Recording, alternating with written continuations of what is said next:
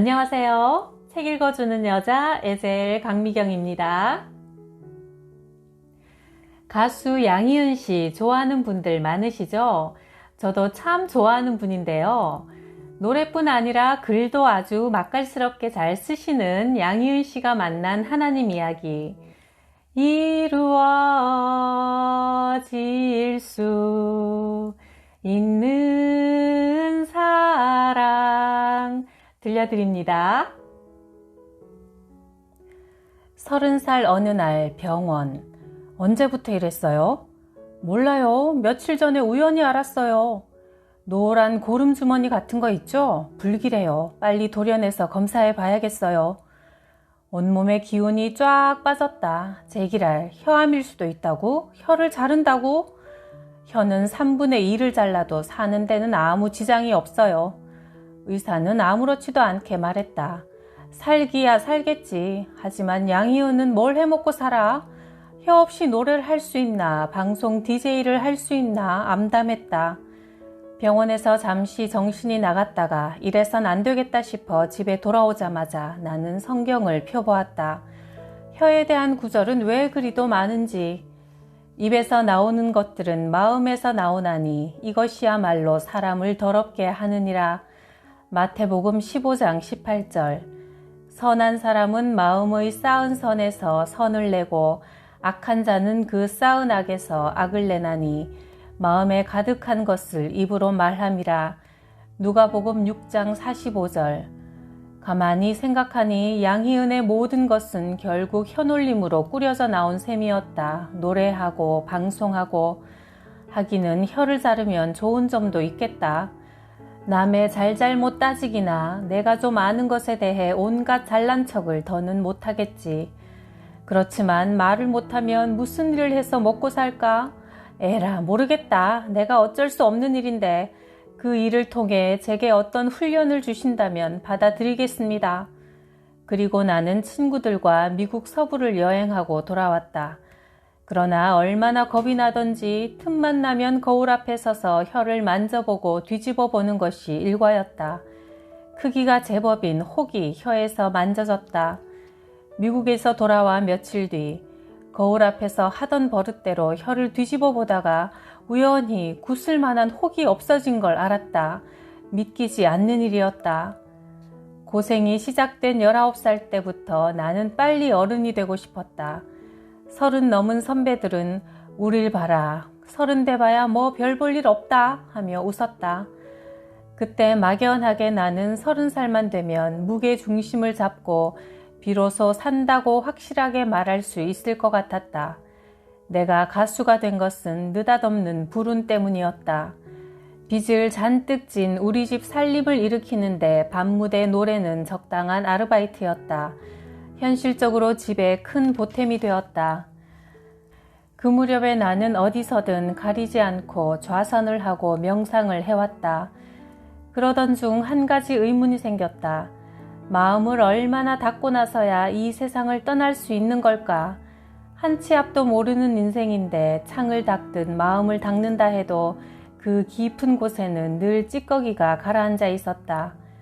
친구에게 성경 한 권을 얻었다. 뭔가 있을 거야. 읽어보자. 며칠 동안 아무렇게나 잡히는 대로 성경을 보던 중에 서울에서 몇 번 만난 적이 있는 선배를 찾아갔다. 나는 1000일 동안이나 명상과 좌선 수행을 했지만 길이 보이지 않아 답답했다. 도움이 필요하다고 하니 그 선배는 자기의 모든 문제는 성경에서 풀렸다고 담담하게 말했다. 나는 좀 도와달라고 부탁했다. 그날부터 성경에서 인생의 해답 찾기가 시작되었다. 얼마나 뭘 모르고 살아왔는지 기가 막혔다. 성경에 비추어 보니 나는 죽어 있었다. 그렇게 찾아 헤매던 마음의 평화가 내게는 없었다. 1981년 성탄 무렵 뉴욕에서 얼어붙은 허더슨 강을 내려다보며 어찌나 괴롭던지 그냥 떨어져 죽고 싶었다. 3주 동안 그 선배 집에 머물며 하나님의 거울 앞에 나를 비추어 보았다. 완전히 발가벗은 나. 성경 앞에서 나는 한마디 변명도 할 수 없었다. 그러던 어느 날 믿어보려고 애쓰던 내 힘이 다 빠지고 내 마음이 가장 가난해져 있을 때 성경 안에 어느 말씀이 내게 믿음을 주었다. 환상이나 환청이 아니라 내가 분명하게 경험한 일이었다. 바람처럼 스쳐간 한마디 성경 말씀으로 나는 하나님을 알게 되었다. 제자들이 누가 구원을 얻을 수 있습니까? 하니 예수께서 말씀하시되 사람은 할 수 없으나 하나님은 다 하실 수 있느니라. 마가복음 10장 26절 27절. 너희가 성경을 연구하는 것은 영원한 생명이 그 안에 있다고 생각하기 때문이다. 성경은 나에 대하여 증언하고 있다. 그런데 너희는 생명을 얻으러 나에게 오려고 하지 않는다. 요한복음 5장 39절 40절 말씀. 1982년 여름 동생 희경이가 둘째 아이를 임신하고 있었다. 정기검진을 받는다기에 따라 나섰다가 돌아서는데 희경이가 한마디 했다. 언니, 경희 언니 안 보고 갈래? 경희는 새노야를 작곡한 김광희 선배의 올케로 당시 서울대 부속병원 가정보건 상담실장이었다. 이 한마디로 인해 뚱뚱한 내 볏집의 실체가 밝혀지게 될 줄 누가 알았을까? 어머, 너 살 많이 빠졌네. 그런데 그 볏집은 여전하구나. 내 볏집은 워낙 유명했다. 언니, 내 배가 얼마나 딱딱하다고요. 딴 데는 살이 다 빠져도 뱃살은 안 빠지네요. 내 아랫배는 배꼽 위까지 차올라 완전히 수박배였다. 진찰을 하고 보니 근육 종양이라는 진단이 나왔다. 엄청난 크기의 근종. 아니, 이렇게 무식할 수 있는 거야? 여자가 자기 몸에 대해서 어쩌면 이렇게 모를 수 있어.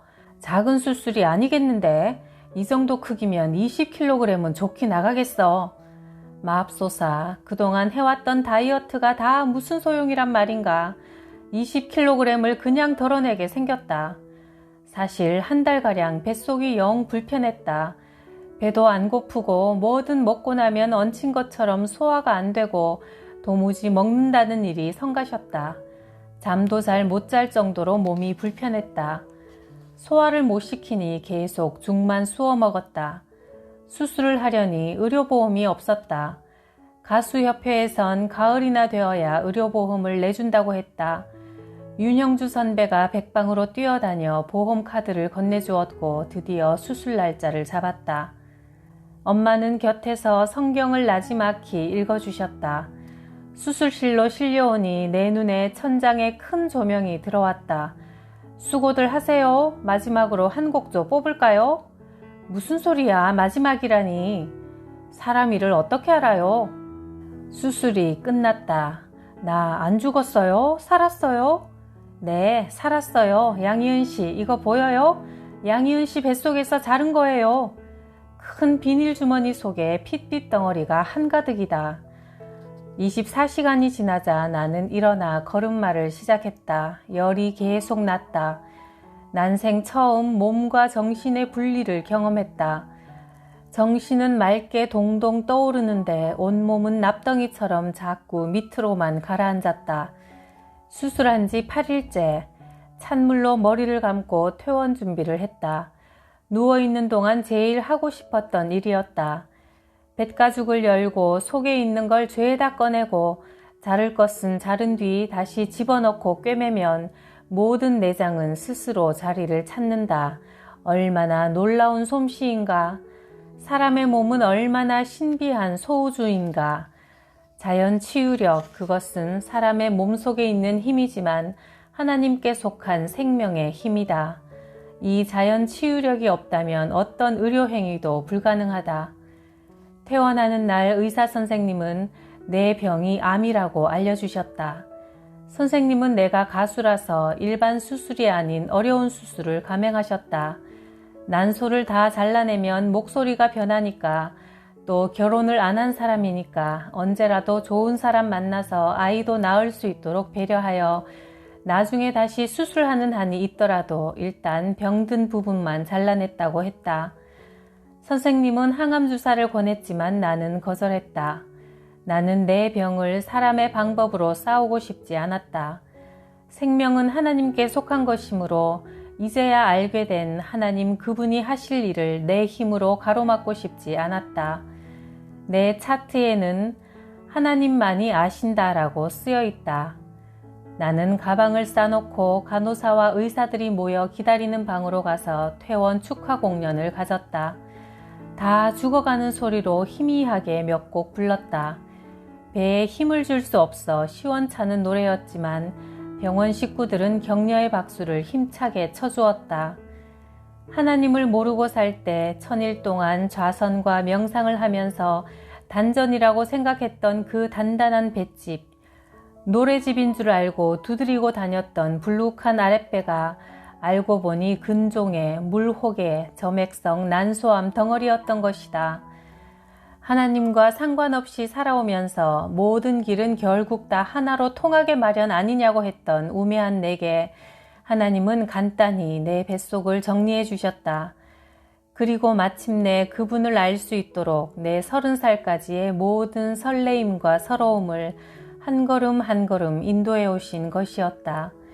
왜 살아야 하는지 답 좀 알자는 내게 하나님은 한 줄기 생명의 빛을 선물로 주셨다. 예수와 내가 무슨 상관이냐고 대들던 내게 예수님은 죄사함의 구원으로 상관해 주셨다. 그러므로 하나님의 전능하신 손 아래서 겸손하라. 너희 염려를 다 주께 맡겨버려라. 베드로전서 5장 6절 7절 말씀. 이 성경 말씀들이 얼마나 내게 힘을 주는지 모른다. 너희 염려를 다 주께 맡겨버리라는 그 한마디가 그대로 내 영혼에 들어와 박혀 모든 염려가 이미 맡겨져 버렸는데 무엇이 걱정이겠는가 말이다. 살든 죽든 간에 나는 하나님의 선물이 무엇인지 알았고 모든 것은 그분 안에서 충만하다. 하나님께서 내 삶을 주관하시고 나는 갓난아이처럼 믿음의 분량만큼 그분을 알아가는 중이다.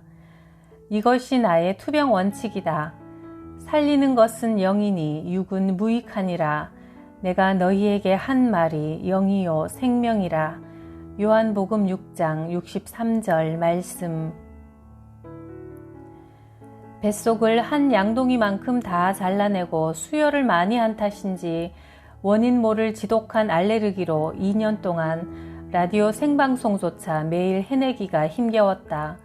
하염없는 콧물에 재채기, 눈은 또 미친 듯이 가려워서 시원한 얼음물에 눈을 빼서 담갔다가 다시 끼고 싶을 정도였으니 그 와중에 무슨 결혼 생각이 나랴. 그러다가 코미디언 심영래가 느닷없이 시집은 아예 안 갈 거냐고 물었다. 시집은 뭐 혼자 가냐? 삼선교에 살아요. 3층 집이에요. 유리로 된 집이에요. 소개해준다는 남자랑 유리로 된 3층 집이 무슨 상관인지 참 웃겼다. 그만큼 부자라니까요. 심영래는 덧붙였다. 그런데 애가 둘이에요. 할머니가 길러요. 부인은? 죽었어요. 어떻게? 암으로요. 야야 재수없다. 아니 암으로 상처한 자리에 암 환자 재취가 들게 생겼냐? 집으로 오는 길에 기분이 참 더러웠다. 여자 나이 35, 직업은 가수. 암 수술을 했던 그 해만 해도 석 달을 넘기기 힘들 거라던 목숨이 어느새 5년을 더 살고 있었다. 딴따라 생활 16년째. 애가 둘 딸린 재취자리? 여태껏 뭘 하고 사느라 재취자리 중매 얘기나 듣게 되었나? 며칠 뒤 44의 노처녀 선배를 만나 심영래가 중매한 얘기의 전말을 털어놓으니 예, 애 넷보다 둘이 낫지 뭐니? 넷도 있어 넷 한다. 자기한테는 애가 넷 딸린 재취 중매가 들어왔다는 소리다. 그 얘기를 다시 47된 노처녀 선배가 듣더니만 아무 건수조차 안 들어오는 것보다 넷이 낫고 넷보다는 둘이 낫다고 해서 우린 서로 죽어라고 웃었다. 연애 박사 내 친구는 나를 분석하더니만 왜 네가 그 나이 되도록 시집을 못 가냐면 우선 너는 관혼상제에 기웃거리지를 않잖아. 어디라도 불쑥거리고 드나들어야 누군가를 만나든 말든 할 거 아니야. 게다가 넌 언제나 여자들하고만 다니잖아. 그게 결정타야. 게다가 누가 좀 가까이 가려면 네가 먼저 톡톡 자르잖니. 마음을 열어. 그리고 노력해봐. 아이고, 답답한 노릇이었다. 굳이 이유를 달자면 이건 부모 탓인지도 모른다. 어린 시절에 겪었던 부모의 냉전, 엄마의 가출, 그날로 집에 들어와 눌러앉은 새엄마, 아버지의 죽음, 새엄마의 새남자, 그렇게 해서 생긴 결혼에 대한 불신. 어른들의 이 웃기는 짜장면 같은 행동거지들에 내 안에 결혼에 대한 불신이 있었다. 함께 일하던 남자들이야 많았지만 일 끝내고 서로 어깨치며 수고했어 그 이상이 되어지질 않았다. 나란 사람은 원래가 남자보다 여자들이 좋아하는 여자인 것 같았다. 아닌 게 아니라 주위에 온통 여자뿐이다. 나도 누가 있었으면 하다못해 좋은 구경 같이 하고 만난 것을 같이 먹을 남자, 그 정도만이라도 같이 할 남자 없는 걸까? 그러는 사이 나는 지쳐버렸다. 죽자고 일이나 하다 죽지 뭐. 허전한 마음을 노래로 풀어내면 되니까 그걸로 됐어. 외로움, 허전함을 모르면 노래가 제대로 되겠나? 그 사람을 만나기 직전 나는 그렇게 체념하고 있었다. 제대로 된 사람 사이란 어떤 걸까? 슬픔을 함께 나누는 건 쉽다. 하지만 친구의 기쁨에 사심없이 함께 기뻐해 줄 친구가 과연 내 주변에 있는가? 없겠다 싶었을 때 나는 그 사람을 만났다. 처음 만났을 때 5시간을 내리 이야기했다. 그저 사는 얘기였다. 그는 저녁마다 내 친구들과 어울려 된장찌개와 낙지볶음 등을 먹었다. 모두 여자인지라 우리끼리 수다를 떨면 가만히 듣고 웃다가 돈 낼 때가 되면 잽싸게 달려나가 계산을 해서 우리는 그를 물주라고 불렀다. 성이 조시니까 조물주. 3번째 만나던 날 그가 물어왔다. 특별한 결혼관이 있어요?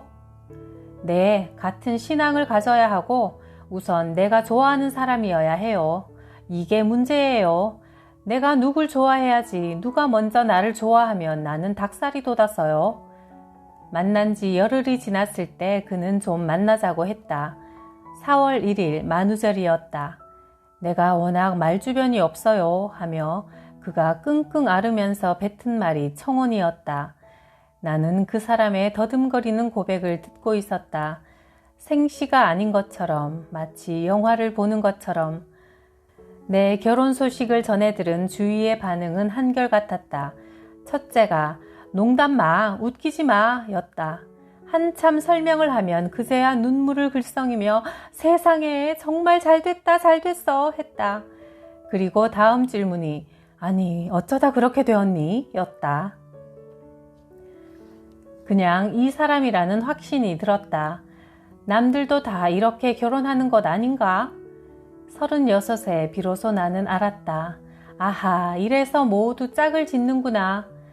그 사람은 나를 국민학교 때부터 알고 지내온 짝꿍 같다고 했다. 그 사람 레몬 같아. 식물성이야. 상큼해. 남편 될 사람에 대한 내 설명이다. 그날 밤 나는 하나님께 편지를 썼다. 감사합니다. 참 감사합니다. 이렇게 내 짝을 주시는 것을, 이렇게 주어지는 짝인 것을. 여러분도 하나님과 또 사랑하는 사람과 양희은 씨처럼 이루어질 수 있는 사랑 오래오래 하시길 바래요. 제게도 구독, 좋아요, 댓글로 듬뿍 사랑을 주셔서 감사해요.